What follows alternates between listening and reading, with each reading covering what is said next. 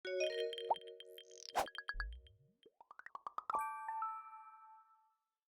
ราก็เห็นคนในเกมที่เขาแบบท็อปเซิร์ฟอย่างเงี้ยเขาเติมกันเป็นล้านๆอย่างเงี้ยแล้วเขาดาเมจแบบอย่าเป็นล้าน บอกนะตอนนี้ดาเมจเป็นล้านๆยัง ล้านแล้ว5 ล้านกว่าแล้ว ความสุขนี้เสียหายไปทั้งหมดมูลค่าร ถญี่ปุ่น1 คันแล้วกันประมาณนี้ ถ้าญี่ปุ่น SUV ตอนนี้ก็6ปลาย7ต้นๆนะทุกคนเหตุผลที่อยู่คนเดียวใช่ไหมครับเพราะว่ามีอาการเหนื่อยจากการทำงานบางทีแบบเลิกงานก็ไม่อยากคุยกับใครเลยแม้แต่แบบพ่อกับแม่มาหาเนี่ยก็ยังไม่อยากที่จะตอบคำถามใครอยากจะอยู่เฉยๆอะไรอย่างเงี้ยก็มีบ้างน่ากลัวเนาะกลัวว่าวันหนึ่งแบบเคยคิดแบบอยากตอนนั้นอยากได้แบรนด์เนมไม่ได้เครียดมากอยากใส่เสื้อแบรนด์เนมอยากใส่เสื้อผ้าแบรนด์เนมอยากขับรถหรูๆเรารู้สึกว่าเราเป็นคนซีเรียสกับเปลือกนอกที่เอามาคุมตัวเองมาก เราคงจะเหนื่อยกับชีวิตไม่รู้อันนี้ดิบทองมากเลยเนี่ย แต่ถ้าอนาคตต่ออย่างเงี้ยถ้าคิดว่าสุดท้ายแล้วเราก็คงอยากจะแบบ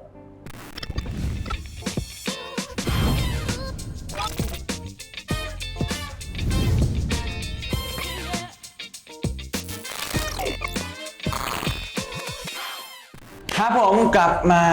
อีกครั้งหนึ่งแล้ว Boss Noon Podcast ครับผม ใช่ EP 2แล้วตอนนี้ ใช่ครับขอยินดีต้อนรับทุกคนเข้าสู่รายการเช่นเดิมนะครับผมบอสชัยมนครับ ครับผมนุ่นนทรัตน์ครับ ครับผมพอดแคสต์โรแมนติกแนวใหม่ของพวกเรานะครับที่จะพาทุกคนเนี่ยเข้าไปถึงกับบรรยากาศความรักความหลังความคิดถึงความสัมพันธ์ต่างๆของพวกเรานะครับผมและวันนี้ผมเชื่อว่าหลายๆคนเนี่ยคงจะแบบมีเรื่องที่อยากฟังแน่นอนครับใช่แล้วสำหรับ EP นี้ก็เหมือนเดิมนะครับผมเราจะแบ่งเป็น3 พาร์ทด้วยกันนะครับเป็นการเล่าเรื่องนะครับผม ASMR eating นะแล้วก็จะมีเป็นซีนช็อตซีนใช่ครับ บัตรทรูนะครับ ก็สำหรับหัวข้อในวันนี้เนาะที่เรากำลังจะมาคุยกันเนี่ยก็คือ alone not lonely Alone Not Lonely นะฮะ ครับผม ใช่ครับถ้าพร้อมแล้วเนี่ยเราไปเริ่มที่ช่วงแรกของรายการเราไปเลยไหม ไปเลย โอเคครับงั้นเดี๋ยวเราไปเริ่มกันเลยดีกว่าครับ Alone Not Lonely ครับ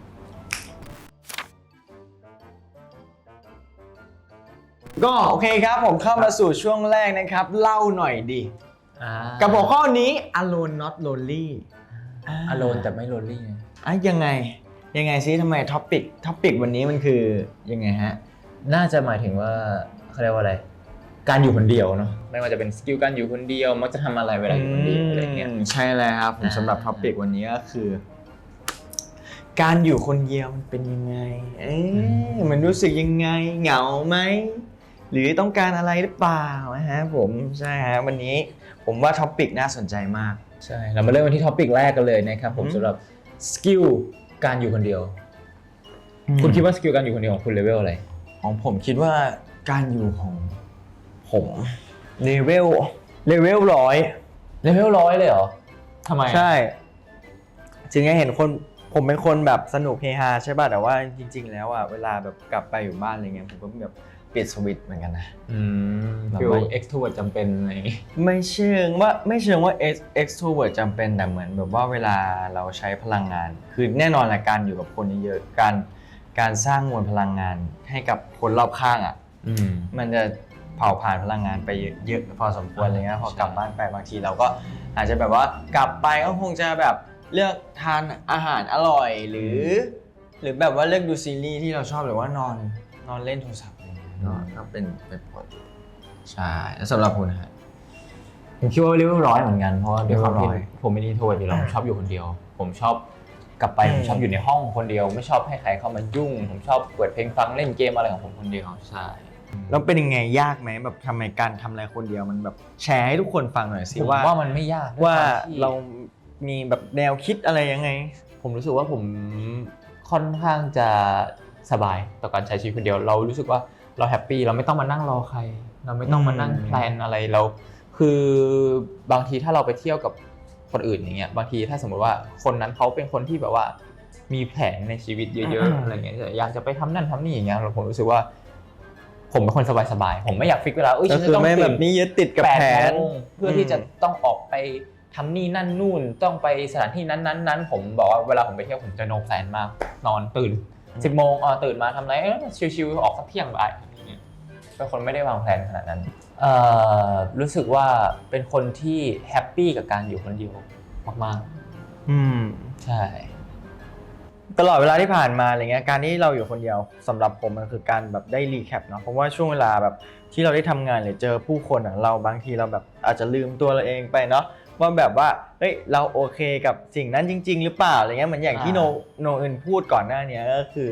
การที่แบบว่าเฮ้ยตัวเองเป็นคนสบายๆชิลๆอยากตื่นตอนไหนก็ตื่นอยากทำตอนไหนก็ทำอะไรเงี้ยแต่พอการทำงานจริงๆแล้วเราต้องให้ตัวเราเองเหมือนแบบคนละครึ่งกับหลายๆคนในการทำงานหรือว่าในการไปเที่ยวกับหลายๆคนอะไรเงี้ยซึ่งผมก็มองว่าเที่ยวคนเดียวมันก็ดีมันได้คิดอะไรเยอะดีมันได้แบบเติมไฟให้ตัวเองด้วยในทางหนึ่งอะไรเงี้ยฮะได้เจออะไรใหม่ๆได้รู้จักกับคนใหม่ๆอะไรก็ถือว่าเป็นเรื่องที่ดีนะการอยู่คนเดียวไม่ใช่ไม่ดีนะครับผมว่าดีด้วยซ้ำให้เวลาเขาเรียกว่าให้เวลากับตัวเอง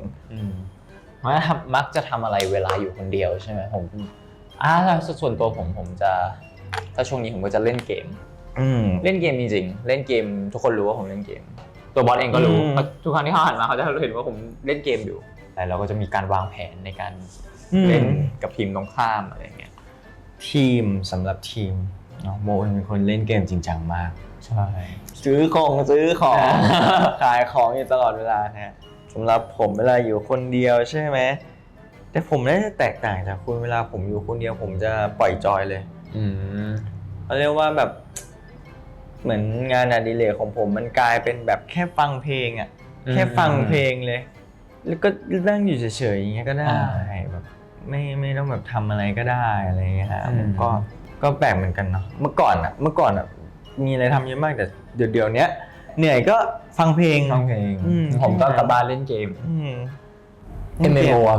MMORPG เข้าได้นะครับผมชอบตีชอบเล่น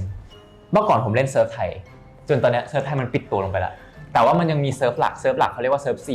ก็คือคนทุกประเทศใน Southeast Asia ทั้งหมดก็จะมารวมกันอยู่เซิร์ฟนี้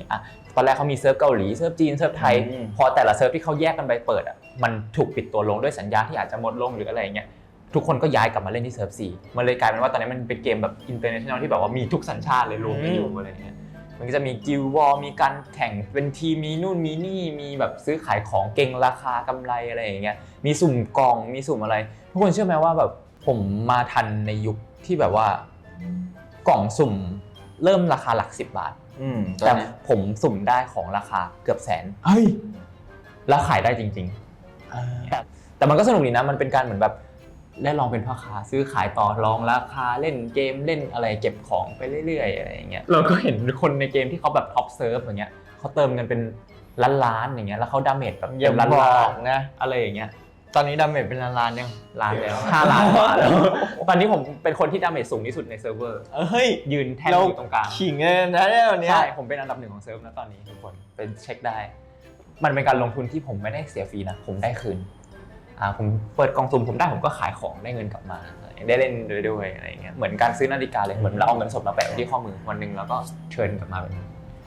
เงินได้อะไรอย่างเงี้ยความสุขนี้เสียหายไปเท่าไหร่ผมพูดได้เหรอความสุขเสียหายไปเท่าไหร่อยากรู้แบบว่ากลมๆมาหน่อยแบบว่ากลมๆพอ xxx มารถญี่ปุ่น1 คันละกันประมาณนี้รถญี่ปุ่น1 คันประมาณ SUV 1 คัน SUV 1 คันก็ถ้าญี่ปุ่น SUV ตอนนี้ก็มี6ปลาย7ต้นๆนะทุกคนอันนี้คือหมายถึงว่าตัวจำนวนที่ผมเอาลงกับเกมนะแต่ว่าผมไม่ได้คุยถึงเรื่องกำไรหรือ turn back กลับมาเพราะว่าใช่ผมอาจจะลงไปเยอะแต่ว่าตัวที่มันเป็นกำไรกลับมามันก็มีนะมันคือความสุขของยูไม่ต้องกังวลเลยว่ายูจะถ้ามันเป็นความสุขอะไรเงี้ยเราเสียไปเราไม่ได้ซีเรียสหรอกสกิลการอยู่คนเดียวของโนเอ็นที่ผมรู้สึกว่าตัวผมเองก็อยากจะเป็นแบบนี้บ้างไม่ใช่อยากแบบอยากเล่นเกมมากรู้สึกว่าคือผมณช่วงเวลาเนี้ยผมรู้สึกผมอยากเล่นเกมมากเลยแต่ว่าผมแบบด้วยลักษณะตัวผมเองที่อยากจะเปลี่ยนไปอาจจะไม่ได้มีความแบบเหมือนเมื่อก่อนเลยมันไม่แบบว่ามันเล่นแล้วมันแบบไม่ได้นั่งนานๆมันนั่งไม่นานเหมือนเมื่อก่อนแล้วอะไรอย่างเงี้ยแบบมันพอเล่นนานๆแล้วแบบเราเวียนหัวเรื่องนี้ผมเข้าใจนะเพราะว่าผมก็เป็นเว้ยเด็กๆเราสามารถนั่งเล่นเกมตั้งแต่เช้ามืดได้ใช่ปะเรานั่งเล่นเกมแบบตั้งแต่ ถ้าตอนเด็กผมเคยเล่นพี่นานสุด10 โมงเช้าจนถึง4-5 ทุ่ม อ๋อเหมือนกันเด็กๆผม ครบ ทำกัน ร ได้ อบวัน ตอนเนี้ยเกิน2 ชั่วโมงผมไม่ไหวแล้วนะผมปวดหลังผมขี้เกียจเล่น สิ่งที่ผมทำอยู่ตอนนี้คือผมจ้างไพลอตคนวิ่งเลเวลให้ จ้างไปหลอดด้วย ใช่ผมจ้างไพลอตมีเงินเดือนให้เลย แล้วผมก็ โอ้โห จ้างคนที่เขาแบบว่าเวลามีกิลด์วอร์อย่างเงี้ยมันต้องใช้ทีมเมทเป็น10-20 คนผมจ้างเลยผมให้แบบเงินเดือนทุกคน20 คนที่มาวิ่งให้ผมในกิลด์ ตอนเนี้ยนะ ใช่ผมมีพนักงาน อันนี้แบบว่า เยอะอยู่ในเกม อินไซต์เหมือนกันนะผมก็ ใช่ เพิ่งรู้เหมือนกันนะเนี่ย ผม ว่า จ้างอยู่ในเกมนะเพราะว่าคืออย่างที่บอกว่าถ้าเรากิลด์ชนะปุ๊บมันจะมีของรางวัลที่มันได้กลับมา มันมีเป็นของรางวัลที่มันสามารถไปเป็น value เป็นเงินจริงหรืออะไรอย่างงี้ที่เราได้กลับมาเพราะฉะนั้นมันก็คือเหมือนแบบเราจ้างเขาเพื่อให้เขาทำงานให้เราขึ้นไปอยู่อันดับบนๆเพื่อให้ได้เทิร์นแบ็กของกลับมาแล้วเราก็ขายมูลเทิร์นเป็นเงินต่อ อ๋อนี่คุณก็คือทำแบบทีมแบบอีสปอร์ตเลยไหม ฟิลนั้นก็จริงจังอยู่ คุยแบบฟุ้งๆนะคุณแบบไม่ลองจัดทัวร์นาเมนต์ขึ้นดูอะแล้วแบบหาแบบทำรายการนี้ขึ้นมาแล้วคุณก็ทำเป็นทัวร์นาเมนต์อะไหนๆคุณก็เป็นอันดับหนึ่งของเซิร์ฟแล้วคุณผมเชื่อว่ามันมีหลายกิลด์มาก ถ้าคุณแบบว่าลองไปคุยแบบตั้งแบบว่าบอร์ดเกมลองดูเผื่อแบบเขาสนใจไหมอะไรอย่างเงี้ยก็ตั้งคุณ นี่ผม ตั้ง ว่าร าง จะ วั แบ ล บ เล มาย นั่งสตรีมอยู่น่าสนใจ ลองดูฮะ เหตุผลการอยู่คน เห เดี ตุ ยว ผลการอยู่คนเดียวของคุณอะยังไง เหตุผลของผมเหรอผมไม่ได้เป็นคนที่ปิดกั้นคนรอบตัว แต่ว่าผมเป็นคนที่ชอบใช้เวลากับตัวเองประมาณนึงชอบกินชอบทำชอบอะไรในสิ่งที่ตัวเองชอบเพราะว่าผมรู้ว่าความชอบของผมบางอย่างอ่ะมันมีแต่เราที่เข้าใจเลย อะไรอย่างนี้ใช่ผมก็เลยแบบเลือกที่จะอยู่กับตัวเอง แล้วก็ผมรู้สึกว่าผมแฮปปี้ดีกับการที่แบบว่าทำงานเหนื่อยมาบางทีก็แค่ไม่ได้อยากเอาไปทำอะไรเรารู้สึกว่าคือมันเป็นช่วงของชีวิตใช่ไหมสมัยเราอยู่เกาหลีเรา17-18ตอนนั้นอยากได้แบรนด์เนมไม่ได้เครียดมากอยากใส่เสื้อแบรนด์เนมอยากใส่เสื้อผ้าแบรนด์เนมอยากขับรถหรูๆความเป็นเด็กอะเนาะ17-18เรารู้สึกว่าเราเป็นคนซีเรียสกับเปลือกนอกที่เอามาคุมตัวเองมากซึ่งพอเราโตมาอีกนิดนึงอ่ะผมรู้สึกว่าผมใส่อะไรก็ได้ทุกวันนี้ผมแบบ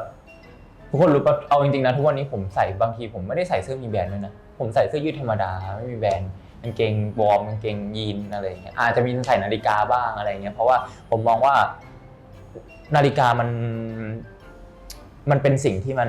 อย่างยูก็เล่นใช่ไหมมันเป็นสิ่งที่มันเหมือนเอาเงินสดมาแปะไว้ที่ข้อมือถ้าวันไหนเราอยากได้เงินเราแค่ไปเชิญกลับมาใช่ไหม ใช่เหตุผลที่อยู่คนเดียวเพราะว่าเหนื่อย ได้ปะได้เนาะคนเรามันก็ต้องมีเหนื่อยบ้างไหมแบบ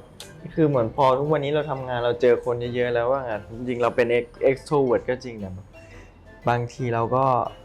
มันก็ too much เกินไปบางทีเราเป็น extrovert การที่เราบอกว่าเราเป็น extrovert มันไม่ได้แปลว่าเราจะต้องอาจจะเป็นสปีชีส์ใหม่ไม่มันคือมัน extrovert แน่นอนแหละคนมันก็อยากคุยกับเขาหาใช่ไหมแต่พอเรา accept เรารับมามากๆแล้วเราก็ต้องแบบเทออกเหมือนกันเหมือนแก้วน้ำอันนี้เขาเรียกว่าเป็น inextro นะครับเป็นแก้วน้ำผมเมื่อก่อนผมเป็น extrovert เป็นแก้วน้ำสมมติเราเติมน้ำไปล้นจนน้ำมันล้นแล้วมันออกไม่ได้ทำไงก็กินใช่ก็นั่นแหละฮะ ใช่ก็มีบ้างถ้าอยู่คนเดียวเพราะว่าเหตุผลที่อยู่คนเดียวใช่ไหมครับเพราะว่ามีอาการเหนื่อยจากการทำงานบางทีแบบเลิกงานก็ไม่อยากคุยกับใครเลยแม้แต่แบบบางทีแบบพ่อกับแม่มาหาเนี่ยก็รู้สึกว่าอย่างไม่อยากที่จะตอบคำถามใครอยากจะอยู่เฉยๆอะไรอย่างเงี้ยก็มีบ้างน่ากลัวเนาะน่ากลัวนะเวลาเป็น extrovert แล้วถ้ามันก็เลย extrovert นิ่งอ่ะจะแบบมันก็เลยมาถึง point ต่อไปที่ว่าสิ่งที่ต้องระวังและสิ่งที่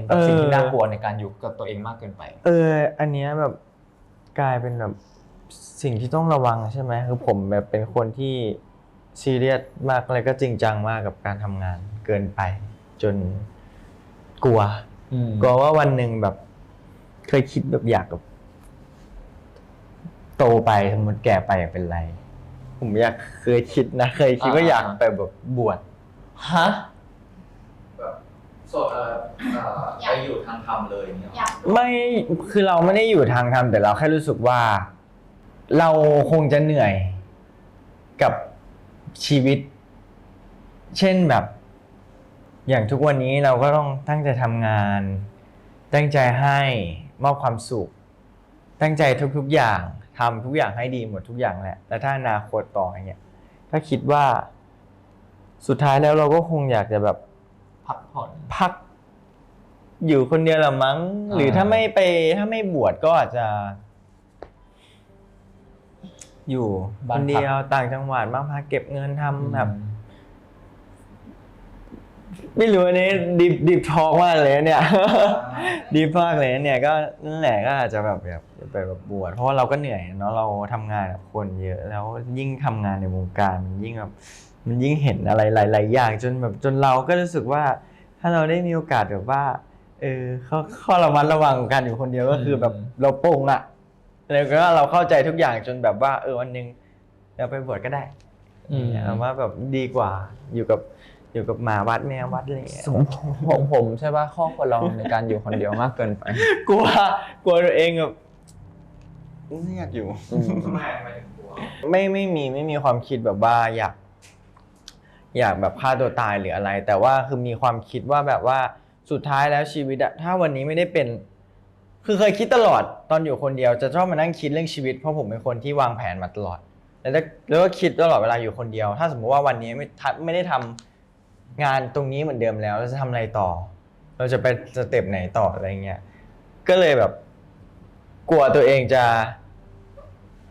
จะมองไกลเกินแล้วผมไม่ถูกพูดไม่รู้เรื่องนะ แล้วคิดว่าถ้าตัวเองไม่ได้ทำในวงการบันเทิงที่ตัวเองคิดที่ตัวเองจะทำอะไร จริงๆก็มองหาหลายโอกาสนะคืออะไรก็ได้คือแค่รู้สึกว่าทำไร่ก็ได้ สมมติมีไร่หรือจะเปิดคาเฟ่หรือทำร้านอาหารหรือจะเปิดบาร์หรือจะไปขับรถขนส่งรับส่งเนี้ยก็เคยคิดแบบว่าถ้าสุดท้ายบั้นปลายชีวิตอะไรเงี้ยแต่ว่าแบบมันก็คิดไปไกลผมเป็นคนที่คิดเยอะมากผมเป็นคนที่คิดเรื่องชีวิตแบบเยอะมากๆเพราะว่าก่อนที่จะมาเข้ามาอยู่ในวงการก็เคยคิดเยอะเหมือนกันอะไรเงี้ยเหมือนแบบพอมันเป็นกราฟอย่างเงี้ยเหมือนโรลเลอร์โคสเตอร์ยิ่งคิดกลายเป็นคนที่แบบว่าภายนอกอาจจะดูแบบว่าไม่ได้เครียดอะไรเป็น extrovert เป็นคนแบบแฮปปี้อะไรเงี้ยแต่จริงๆแล้วเป็นคนที่เครียดมากๆคนหนึ่งเหมือนกันอะไรเงี้ยเพราะว่าแบบมันมีหลายอย่างที่ต้องแบกรับเยอะเหมือนกัน ผมรู้สึกว่ามันจะมีอยู่ช่วงหนึ่งที่ผม ไม่อยากทำอะไรเลย ไม่อยากทำอะไรเลย ไม่อยากแม้กระทั่งออกจากบ้าน ไม่อยากเจอหน้าคน น่ากลัว ผมแต่เป็นคนติดบ้านโฮมซิกใครลากไปไหนไม่ออก คือถ้าไม่มีงานผมจะไม่ออกจากบ้านเลย ใครก็เอาผมออกจากบ้านไม่ได้ผมจะสั่งข้าวกินออกไปกินข้าวออกไปซื้อของผมก็ไม่อยากผมก็จะสั่งเอาในแมสในแก๊ปอะไรอย่างเงี้ยซึ่งมันทำให้ผมกลัวตัวเองช่วงนั้นเหมือนกันที่แบบว่า ผมกลัวการเจอคนผมเกรงกับการที่ต้องเข้าสังคม เพราะว่าผมอยู่คนเดียวเยอะเกินไปแล้วผมแฮปปี้กับตัวเองมากๆน่าจะเป็นสิ่งที่น่ากลัวที่สุดสำหรับผมมันมีบางอารมณ์เหมือนกันเนาะเวลาอยู่คนเดียวก็คงจะเหนื่อยแหละบางทีเราก็อยากมีพื้นที่ของตัวเองอะไรเงี้ยเนาะพอการที่เรามาเป็นศิลปินหรือว่าเป็นนักแสดงอะไรเงี้ยมันเท่ากับว่าเวลาหรือว่าสเปซของเรามันจะหายไปค่อนข้างเยอะหลายๆอย่างจริงผมต้องแลกนะผมเป็นเหมือนกันนะผมเป็นเหมือนกันผมเคยเป็นแบบคุณเลยผมเป็น extrovert ที่เป็นแบบคุณเว้ยเวลาเราทำงานเราเจอคนเยอะแล้วกลับบ้านไปพ่อแม่หรือครอบครัวเราอ่ะก็จะคุยแต่เรื่องงานคุยว่าอนาคตจะไปยังไงต่อทั้งที่เรารู้สึกว่าแบบในบทบาทเนี้ยรู้สึกกลับบ้านไปเราอยากวางแล้วเราอยากเป็นบทบาทที่เป็นตัวเราแบบว่าแบบรีแลกซ์อ่ะไม่ต้องแบกรับอะไรบ้างอะไรอย่างงี้ก็มีแบบมีฟีลประมาณนั้นบ้างอะไรเงี้ยก็เหมือนกันแล้วที่บอสบอกว่าคิดมากคิดเยอะอะไรเงี้ยบอสมีวิธีแก้ปัญหาป่ะโอ้โหอยากบอกว่าความคิดคือมันเป็นแล้วแต่วันเลยอะคือที่ผมคิดมากเพราะว่าผมมีความกังวลอะไรหลายๆอย่างมากๆเช่นคือความคิดผมแบบซับซ้อนอะนิดนึงถ้าในเรื่องการใช้ชีวิตใช่ไหมผมก็จะคิดแทนคนอื่นแบบหมายถึงว่าเราเป็นคนที่แบบว่าแคร์คนอื่นมากๆเนาะเราจะคิดถึงอนาคตข้างหน้าแม้กระทั่งว่าวันที่แบบพ่อเราไม่อยู่แล้วแม่เราจะอยู่ยังไงหรือแม่เราไม่อยู่แล้วพ่อจะอยู่ไงลูกแก้วจะไปยังไงต่อเรียนอะไรต่อแล้วเราจะทำงานอะไรเพิ่มหรือถ้าเราไม่มีงานแล้วเราจะหารายได้จากไหนมาคือมันต้องคิดหลายอย่างคือผมแบบคิดหลายอย่างมากแล้วตอนนี้ก็คือแบบ พอมันมีความรับผิดชอบมากขึ้นเนาะอันนี้ก็แบบว่ามีหลายอย่างที่ต้องรับผิดชอบขึ้นก็จะมีความเครียดขึ้นอะไรเงี้ยแต่ว่าสิ่งที่ผมรู้สึกว่าสิ่งที่เราความเครียดได้คืออะไรรู้ปะหยุดคิดแล้วทำเชื่อสัญชาตญาณแรกของตัวเองมันอาจจะคิดบ้างแหละพอเวลาเราคิดเยอะเราก็จะมีความแบบความเครียดเข้ามาความกดดันเนาะแต่ว่าถ้าเราอยากทำอะไรแล้วนะผมรู้สึกว่าลองทำไปแล้วค่อยไปดูว่าสุดท้ายแล้วมันมีปัญหาอะไรที่เราสามารถเข้าใจมันได้ไหมอะไรเงี้ยอย่างผมแบบอยากทำธุรกิจอยากทำนู่นทำนี่ผมก็ลองตอนแรกแบบกลัวว่าจะขาดทุนไหมจะทำได้หรือเปล่าแต่พอลองทำจริงๆแล้วรู้สึกว่าเดี๋ยวเราค่อยเอาปัญหามานั่งแก้เป็นสเต็ปไปอะไรเงี้ยก็รู้สึกดีขึ้นนะแล้วก็อีกอย่างหนึ่งคือการถ้าเราคิดมากเยอะได้ปล่อยให้โอกาสตัวเองได้พักบ้างผมเคยร้องไห้แบบไม่มีเหตุผลด้วยหมายถึงว่าแบบบางทีเราเหนื่อยแต่เราไม่สามารถพูดกับใครมันพูดได้แหละแต่สุดท้ายคือการว่าเราแบกไว้เราแบกรับความคาดหวังของหลายๆคนไว้อะไรเงี้ยเราก็เหนื่อยแล้วก็เคยแบบว่าทำอะไรก็แบบบางทีก็ไม่ถูกใจเราสักอย่างแบบทำไมทำอะไรก็ไม่ดีทำอะไรก็แบบทำไมตัวเองแบบทำไม่ได้เหมือนเมื่อ performance ไม่ดีเหมือนเมื่อก่อนเลยอะไรอย่างเงี้ยแบบก็รู้สึกว่ามันก็จะมีบางสิ่งบางอย่างที่ดึงเรามาเช่นแบบคนที่เรารักแหละสุดท้ายก็หนีไม่พ้นคนสำคัญของเราถ้าเรายอมแพ้ไปเราสมมุติเราโยนเกมปุ้งแล้วคนที่เราแคร์มากที่สุดอะไรเขาก็จะอยู่ยังไงใช่มันก็เป็นเหตุผลหนึ่งที่แบบว่าไม่ว่าจะเหนื่อยหรืออะไรแค่ไหนก็แบบจะสามารถทิ้งได้แล้วผมก็รู้สึกว่ามันก็มีอีกหลายคนเหมือนกันที่เป็นคนที่เขาเข้าใจเราอะไรเงี้ยคนสำคัญของเราเช่นแบบแฟนๆอะไรเงี้ยบางคนก็คือทุกวันนี้คือมันอยู่ในวงการมาค่อนข้างนานใช่ปะก็จะมีคนที่ผ่านมาแล้วผ่านไปคนที่แบบอยู่กับเรามาอะไรเงี้ยเขาก็จะแบบต่างคนก็ต่างมีความคิดที่แตกต่างกันไปแล้วก็คงจะไม่สามารถให้คนทั้งโลกแบบมาเข้าใจในสิ่งที่เราเป็นได้อะไรเงี้ยเพราะฉะนั้นผมว่าสุดท้ายเราก็ต้องเลือกตัวเราเองก่อนถ้าเราไปเลือกคนอื่นอะไรเงี้ยน่าจะหนักกว่านี้เพราะขนาดผมเป็นคนแคร์แล้วเวลาผมเห็นแบบมันก็ต้องมีฟีดแบ็กจากแฟนๆอะไรเนาะเห็นเยอะเราเป็นคนแคร์อยู่แล้วเราเก็บมาคิดนะแต่ผมไม่เคยเอาออกมาพูดเลยนี่อาจจะเป็นที่แรกที่ผมได้พูดแต่ผมไม่อยากพูดให้คนเป็นห่วงนะเอาจริงๆเรารู้สึกว่ามันเป็นเรื่องส่วนตัวมากๆเหมือนกันอะไรเงี้ยเราเป็นคนล่าเริงมากซึ่งถามว่าจุดดิ่งมากๆผมจะเลือกที่จะนิ่งเงียบตัดตัวเองออกจากสิ่งรอบตัวแต่ว่าไม่ร้องไห้แล้วแบบว่ามันเคยมีไหมที่แบบว่าเราอยู่กับตัวเองมากจนต้องมีคนดึงเราออกมาเคยปะผมคิดว่าผมเป็นคนหนึ่งที่ไม่มีใครดึงผมออกมาถ้าจุดที่ผมรู้สึกว่าผมไม่เอาอะไรแล้วผมก็คือไม่เอาเลยเป็นคนอย่างนั้นมาตั้งแต่เด็กๆแล้วถ้าอยากได้อะไรมากๆจะพยายามทำทุกวิถีทางให้ได้มาแต่ถ้ารู้สึกว่าไม่เอาอยากเทผมก็จะเทเป็นคนที่แบบว่า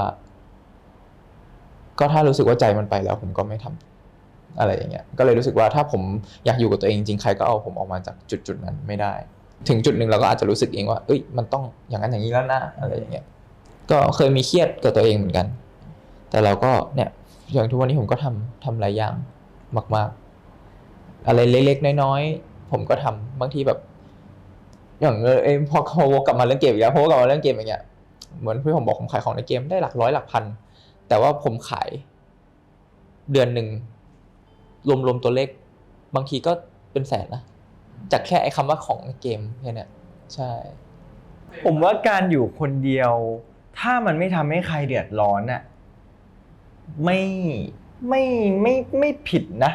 ถ้าไม่ทำให้ตัวเองเดือดร้อนและถ้าไม่ทำให้คนอื่นเดือดร้อนผมว่าการอยู่คนเดียวมันคือการรักตัวเองอย่างหนึ่งเหมือนกันเพราะว่าเราเกิดมาคนเดียวอ่ะ เราเกิดมาแค่ตัวเราคนเดียวอะแล้วเวลาเราเขาเรียกว่าไงถ้าเราจากไปแล้วก็จากไปคนเดียวอะแบบคือเราอาจจะต้องแคร์คนอื่นให้น้อยลง แล้วก็เริ่มหันมารักตัวเอง แล้วก็ใช้ช่วงเวลาที่เรามีอยู่บนโลกมนุษย์ใบนี้ให้มันมีความสุขให้ได้แบบมากที่สุด ให้เข้าใจแบบเข้าใจสัจธรรมเข้าใจชีวิต เข้าใจว่ามันมีเกิดมีแก่มีเจ็บมีตายหรืออะไรก็ตามที่ทำให้คุณแบบรู้สึกว่าคุณสามารถละวางความทุกข์และคุณไม่สามารถไม่หลงระเริงความสุขได้อะไรเงี้ยผมว่าอันนั้นมันคือสิ่งที่ดีและมันคือการยอมรับในการมีชีวิตของตัวเราเองผมพูดคำนี้แล้วกันเรียนรู้ที่จะเข้าใจมันคิดเหมือนกันก็ถ้าไม่ได้ไปสร้างความเดือดร้อนให้ใครผมมองว่าการอยู่คนเดียวก็ไม่ผิดให้เวลากับตัวเองรักตัวเองแค่นั้นเลยบางคนมันสามารถมีความสุขกับตัวเองได้ความสุขของแต่ละคนก็ไม่เหมือนกันเพื่อนผมคนหนึ่งก็ชอบอ่านหนังสือมากๆเขาบอกว่าความสุขของเขาคือการเดินไปร้านหนังสือไปซื้อหนังสือมาอ่านเขาสามารถอ่านได้เป็นวันๆอ่าน24ชั่วโมงแต่ผมเกลียดตัวหนังสือ ผมไม่ชอบอ่านหนังสือจะให้ผมมานั่งอ่านไม่ต้อง24ชั่วโมง24นาทีผมก็ไม่อ่านอะไรอย่างเงี้ยครับผมทุกคนครับก็จบไปแล้วนะครับสำหรับช่วงที่1ครับช่วงเล่าหน่อยดีนะครับผมสำหรับใครนะครับที่มีเรื่องราวในอดีตนะครับกับการอยู่คนเดียวอยากแชร์ให้พวกเราเนี่ยก็สามารถมาคอมเมนต์ด้านล่างคลิปนี้ได้เลยนะครับผมแล้วเดี๋ยวเราเนี่ยจะไปช่วงต่อไปช่วงที่2คือช่วง ASMR Eating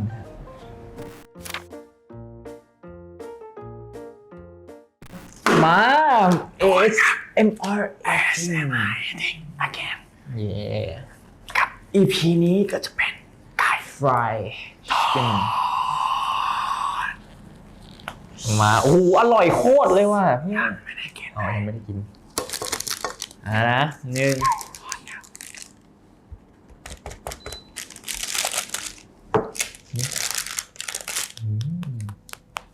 โหดิบ Cheers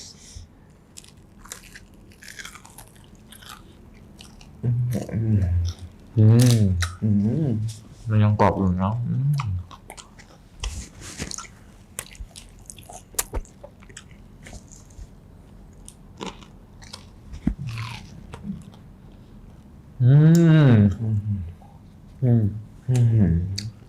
โคตรดี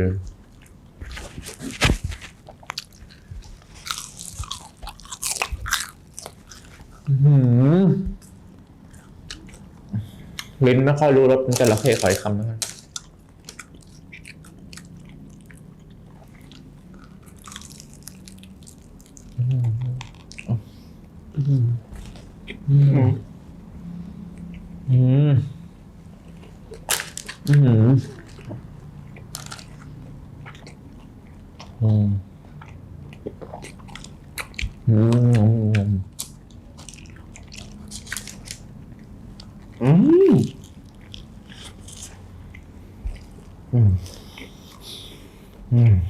อร่อยมากครับ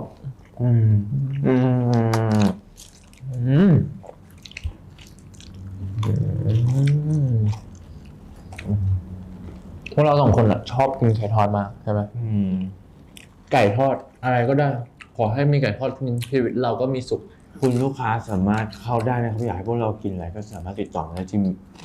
ในไวน์ออฟฟิเชียล จริงครับ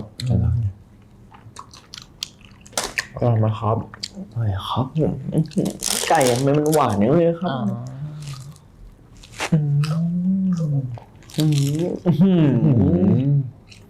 เครื่องวันนี้กรอบปีหน้าเลยกลมกล่อมเนี่ยผมชอบนี่มาก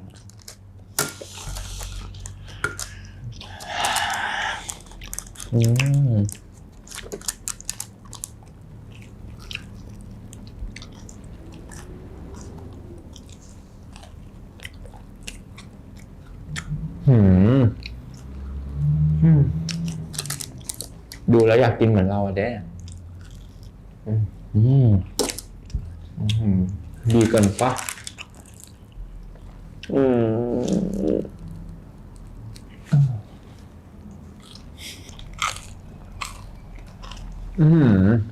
เหมือนเคี้ยวทรายคนกรอบมาก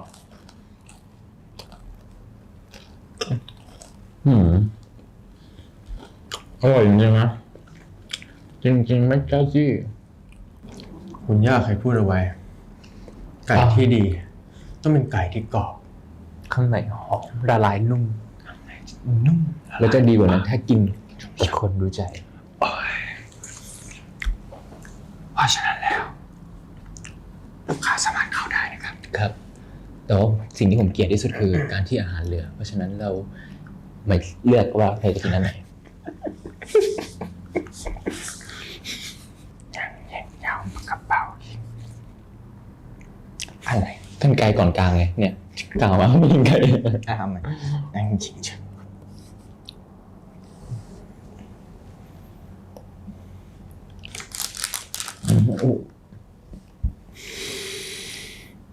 Big one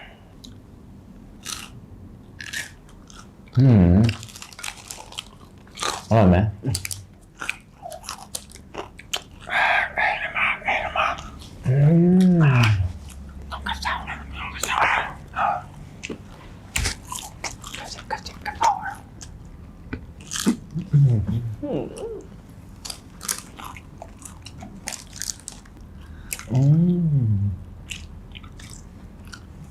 ผมฟูลฟิลแฮปปี้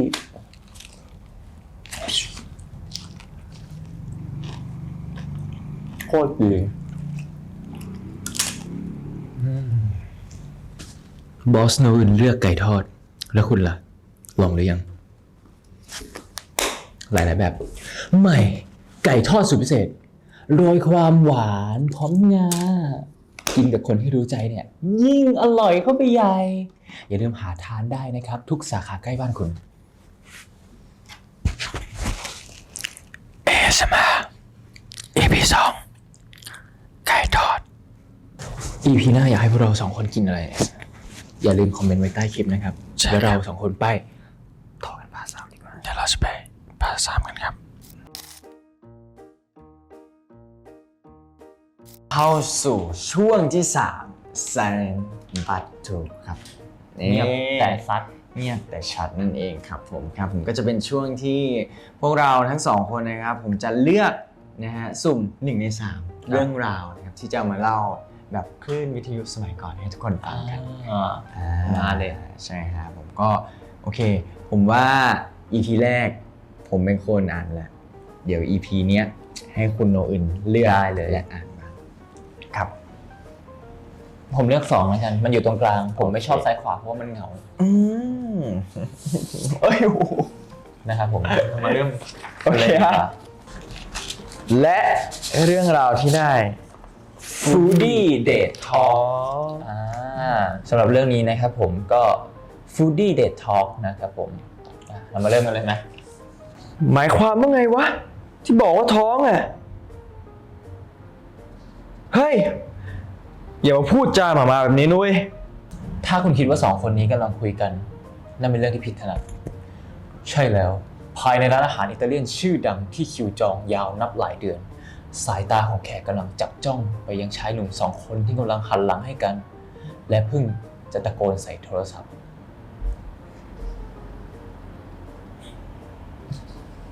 และเพิ่งจะตะโกนใส่โทรศัพท์แทบจะพร้อมเพรียงกัน จนเสียงดังลั่นร้าน เช่นเดียวกับเจ้าของเสียงที่หันมามองหน้ากัน และ ผมรู้แล้ว ผมย้อนกลับไปก่อนเข้าไปสู่ช่วงเล่าหน่อยดิอันนี้บอกผมเกลียดตัวหนังสือ เดี๋ยวครับ ผมเกลียดตัวหนังสือ ผมไม่ชอบอ่านหนังสือ ผมเกลียดตัวหนังสือ ผมไม่ชอบอ่านหนังสือ ผมเกลียดตัวหนังสือ ผมไม่ชอบอ่านหนังสือ แปะ มันบูลลี่อ่ะ มันบูลลี่ อ่ะ ไม่คือเข้าใจไงว่าเกลียดแล้วต้องมาอ่านอ่ะมันเป็นฟีลแบบไม่ได้บูลลี่นะแต่หมายถึงว่าเข้าใจไงแล้วแบบเฮ้ยพูดจาหมาได้ไงวะ ถ้าคุณคิดว่า2 คนนี้กำลังคุยกัน นั่นเป็นเรื่องที่ผิดถนัดใช่แล้ว ภายในร้านอาหารอิตาลีชื่อดังที่คิวจองยาวนับหลายเดือน สายตาของแขกกำลังจับจ้องไปยังชายหนุ่ม2 คนที่หันหลังให้กัน และเพิ่งจะตะโกนใส่โทรศัพท์แทบจะพร้อมเพรียงกัน จนดังลั่นร้าน เช่นเดียวกับเจ้าของเสียงที่หันมามองหน้ากันและกันแทบจะในทันที ฉันท้องค่ะริส จะท้องกับคนอื่น จะท้องกับคุณได้ยังไง ไม่ต้องติดต่อมาแล้วนะคะ ปลายสายของคุณราวิน เป็นเสียงผู้หญิงที่บอกด้วยน้ำเสียงน่าฟัง ผิดกับการกระทำที่ตัดสายทิ้งอย่างว่าใยดี กูติดงานอะไปไม่ได้แล้ว แค่นี้นะ ในขณะที่ปลายสายของนายผืนดิน เพื่อนชั่วก็บอกด้วยน้ำเสียงเร่งรีบจนต้องตะคอกกับเสียงดัง อย่ามาแค่นี้นะเว้ย มึงรู้ไหมว่ากูจองร้านเนี้ยใช้เวลากี่เดือน เฮ้ย ไอ้เฮียอย่าวางดิสัตว์ ตอนนี้ผู้ชายสองคนมองหน้ากัน คุณราวินเพียงแค่นั่งนิ่งดวงตาเย็นวาบ แต่นายผืนดิน ร้อนเหมือนไฟบรรลัยกันที่พร้อมจะแผดเผาทุกอย่าง คุณลูกค้าครับ รบกวนช่วยเบาเสียงให้หน่อยได้ไหมครับ ทำไม ถ้าไม่เบาจะทำไม จะไล่ผมออกจากร้านเหรอ ผืนดินถามกับเสียงเหี้ยม ได้ใจถกแขนเสื้อรอ กูรอคิวมา6 เดือน ถ้าวันนี้กูไม่ได้แดก กูแจกตีนแน่ มันเป็นการรบกวนลูกค้าท่านอื่นครับ ไหน รบกวนใคร ชี้มาดิ คุณครับ มันคุณมาเฮียอะไรนักหนาฮะ จะพูดอะไร ก็พูดไปดิรำคาญชิบหาย แล้วเมื่อไหร่จะเสิร์ฟอาหารวะ หิวจะตายหายแล้ว เพื่อนมึงนี่ยังทำตัวเหี้ยระยำอีกนะ บริกูดดูขม บริกร บริกรดูข่มกลั้นอารมณ์อย่างเห็นได้ชัด เตรียมเชิญแขกเจ้าปัญหาออกจากร้านแล้ว แต่ไม่ทันผู้ชายอีกคนที่แทรกขึ้นมาทันที ช่วยเสิร์ฟอาหารให้ผมกับคุณคนนี้หน่อย ไม่เพียงแค่พูด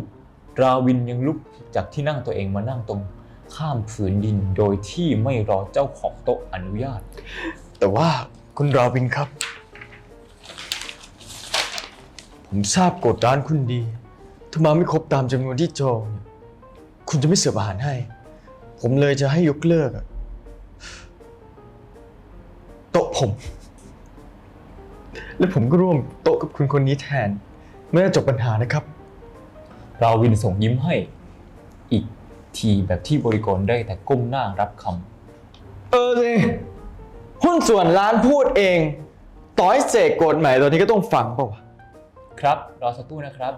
บริกรเดินจากไปแล้ว แต่นายผืนดินยังไม่หยุดทำการชูนิ้วกลางใส่ก่อนที่จะหันมามองนายราวินทันควันเกือบไม่ได้แดกซะแล้วใช่ไหมล่ะคุณเพื่อนผมมันมาไม่ได้แล้วแม่งมีแต่คนบอกว่าร้านเนี้ยเข้มผมเลยโวยวายไว้ก่อนไม่ยอมหรอกเรื่องดิผมรอมาตั้งกี่เดือนจะให้ผมต่อคิวใหม่เพราะไอ้เพื่อนเฮี้ยนั่นเหรอแต่คุณโอเคปะเนี่ยแฟนท้องเหรอผืนดินถามหน้าตาเฉย อ้าวใครท้องก็ท้อง ไม่ใช่เรื่องของกู กูรู้แค่วันนี้กูต้องได้แดก คุณราวินยิ้มเพียงมุมปากคู่มั่นไม่ใช่สิอดีตคู่มั่นนะครับ ไหวปะเนี่ย คำถามเหมือนเป็นห่วง แต่ดวงตาไม่รู้ร้อนรู้หนาวนั่นกลับทำให้ราวินสนใจอย่างบอกไม่ถูก เชื่อเถอะร้อยทั้งร้อยถ้าได้ยินว่าเขาถูกคู่มั่นทิ้งจะต้องแสดงท่าทางสงสาร แต่นี่แปลกใหม่ดี ต้องบอกว่าสบายใจมากกว่าครับ คุณราวินตอบนิ่มๆก็ใช่ไงเขามีข้ออ้างบอกที่บ้านแบบเอาตัวรอดแน่นอนแล้ว แถม ตอนนี้อยากกินสิ่งอื่นซะแล้วสิคุณราวินนึกขบขันยามมองผู้ชายหน้าเลือดหรือร้อนตรงหน้า ดีแล้วคุณ เอาไว้หาใหม่แล้วกัน คุณว่าเขาจะเสิร์ฟอาหาร อะไรเป็นอาหารน้ำเลี่ยมย่อยล่ะ ตื่นเต้นดีนะ คุณชอบกินอะไรล่ะ ผืนดินถามอยากตื่นเต้นดวงตาซ่อนความอยากรู้เอาไว้ไม่มิดเช่นเดียวกับผู้ชายตรงหน้า คุณราวินเพียงหัวเราะฮึในลำคอแล้วถามกลับ ผมชอบกินนะ คุณล่ะ ชอบถูกกินไหม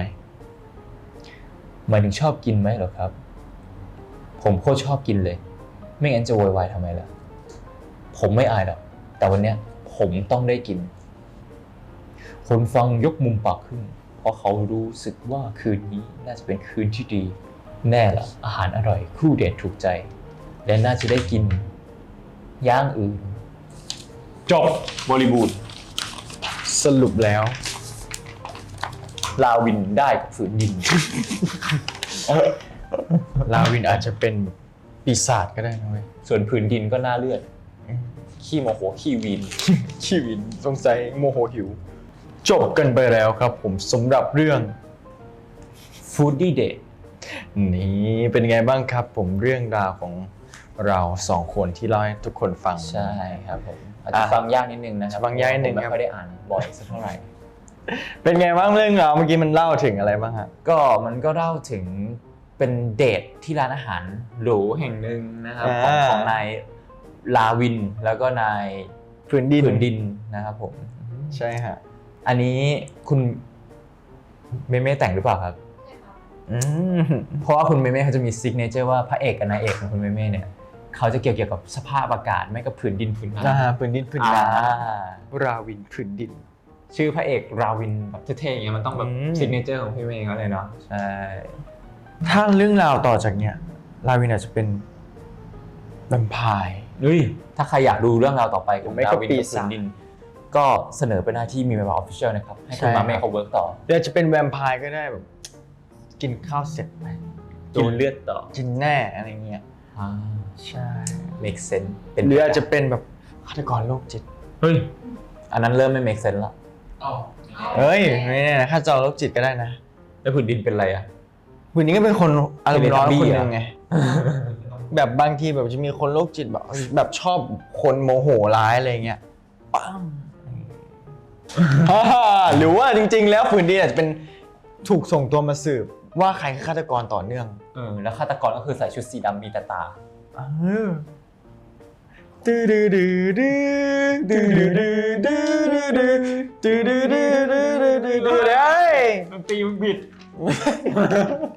ก็ขอบคุณทุกคนด้วยนะครับผมที่ฟังเรา ใช่ครับ ตั้งแต่ต้นคลิปจนจบคลิปนะครับผมก็สำหรับวันนี้เนาะ ครับ เรามารีแคปกันดีกว่าครับว่าตั้งแต่เล่าหน่อยดีการอยู่คนเดียว ใช่ ก็รู้มันต้องเหงา รู้สึกว่าทุกคนอ่ะต้องมีช่วงเวลาที่อยู่คนเดียวกันแหละใช่ไหม ใช่ ก็เลยรู้สึกว่ามันก็เหมือนกันเล่าสู่กันฟังเนาะ ใช่ ถ้าทุกคนมีเรื่องราวในการใช้ชีวิตคนเดียวตัวคนเดียวใดๆก็ลองมาแชร์ลองมาคอมเมนต์อยู่ด้านล่างนี้ให้เรามาแชร์กันซึ่งกันและกันมัน ใช่ อ่ะ ใช่ ได้ ใช่ ครับ สามารถแชร์กันได้มันก็เป็นอีกหนึ่งเพียงหนึ่งมุมมองของพวกเราทั้งสองคนเนาะมันไม่มีใครผิดใครถูกแล้วนะ ใช่ ผมว่าเพราะพวกนี้มัน มัน เขาเรียกว่าไง แล้วแต่คน มันแล้วแต่คนแหละใช่ครับผมแล้วแต่ใครจะมองนะครับผมแล้วก็ ASMR ใช่ ไก่ทอดอร่อย ทุก มา คน ก คงอยากกินก็ได้ไก่ทอดกันแล้วใช่ไหมล่ะไปสั่งกินก็ได้เลยนะครับ ใช่ครับผมแล้วก็สุดท้ายนี้ก็เป็นเรื่องเล่าเนาะ ใช่ เป็นเรื่องอะไรนะ ไม่รู้ว่าเล่าแล้วมันสนุก สนุกหรือมันตลกอะ ผมมาตลกตัวเองมากเลยอ่ะเหมือนเพิ่งอ่านหนังสือในรอบ10 ปีอ่ะบริกูดอ่ะ บริกูด แหมทำอย่างก็ไม่ได้ มิ อ่าน 10 ปี เพิ่งเวิร์กช็อปกันวันก่อน อันนั้นมันแบบครึ่งบรรทัดเดียวอะไรอย่างเงี้ย มันเป็นฟีลแบบว่าบทความอะไรอย่างงี้เนาะใช่ครับผมก็จบไปแล้วนะครับผมก็สำหรับ EP 2 นะครับผม Boss No อื่น Podcast นะครับผมถ้าใครชอบคลิปนี้นะครับก็อย่าลืมกดไลค์กดแชร์แล้วก็ Subscribe กระดิ่งกิ้งๆด้วยจะไม่พลาดคอนเทนต์ต่างๆนะครับ ใช่ ผม ครับ แล้วก็สามารถคอมเมนต์บอกเราได้นะครับว่า EP หน้าอยากให้พวกเราทำอะไรกัน ทำอะไร อยากให้พวกเราทานอะไรอยากให้พวกเราเล่าอะไร ใช่ นะครับ เราพร้อมที่จะกินทุกอย่างนะครับผมขอ ใช่ แค่ ครับ บอกมา เช่นแมลงทอด เอาเป็นอย่างอื่นแล้วกันครับผม อาจจะยัง อาจจะยัง นะ โอเคครับผมสำหรับวันนี้ก็หมดเวลาของพวกเรานะครับผมแล้วเจอกันใหม่ บายบี บ๊ายบาย มันเลือกอันเล็กจริงๆด้วย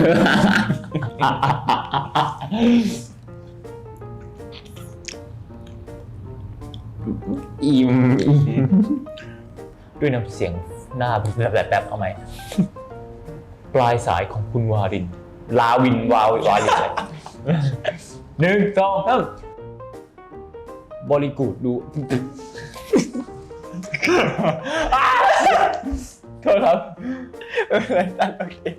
1 บริกูดเดี๋ยวกูมองบริกรโอเคไหมบริกูด